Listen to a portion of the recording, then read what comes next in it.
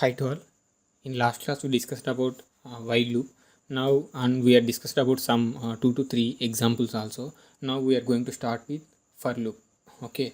So now coming to for loop, for can iterate over fixed set of inputs or we can iterate over fixed input terms. Okay. So I'll show you 2 to 3 examples. Then you will get clear picture idea about. So coming to as usual, I create the shell file here. So as usual, with shebang the shell script will start. Okay, so now coming to example, so I will show you. For example, I need to iterate for particular set of like inputs. So then I will go for the for example, like I'll go for. Okay, so I'll show you. Okay, for example, for I'm declaring here I in.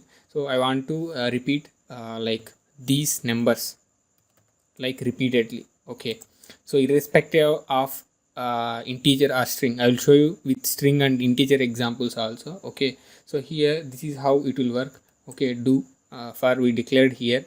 Okay, then I'm going to print here, print f. Okay, so as usual the integer symbol percentage d. Okay, slash n for the it will start with the new line. Okay, so whatever we declared here, the I dollar I. Okay, so then sorry, it will be taking another one, percentage I. Okay, yeah, cool. Next it will end with the done. Okay, so this is how. Let me show you, let me run and show you the output. See, this is what I am able to repeat this particular set of input file. Okay, 2 3 4, it will be anything. Okay, I will show you 20 79, sorry, 20 70 90. Okay, then you are able to see right here. Let me run one more time.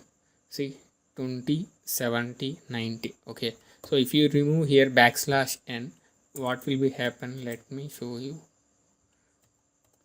See, you won't get much like space, and it will execute in the single line. If you give here backslash n, it will give in the next line input. Okay, so one more thing we are able to use here, you can use brackets also. I'll show you now what's the difference with the brackets. See, actually it will work. So without spaces, here we mention spaces, right? So we can use this one is not mandatory, we can use in some cases. Okay, see, now 20 70 90. Okay, so coming to another example, we saved now only with integer, right? We saw now one example. So coming to string also, let me add here some text. Nice. Okay, beauty. Okay, so here I'm going to print. So here printf not needed because this is a combination, right? So I'm going to remove this one, echo.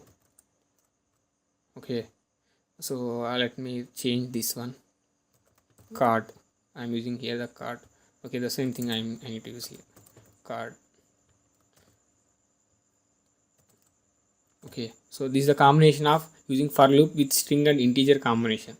Okay, I can iterate the over the list of the particular items. We can. Okay, see, I'm able to repeat these things. Okay, 29 70. Okay, so if I need 1 second, where it will be, yeah, this is how. So I think you are able to now understand about the for examples. So in the next class we'll discuss some more for loop examples. Thanks for watching. If you like my video, please subscribe and hit on like button. Thank you.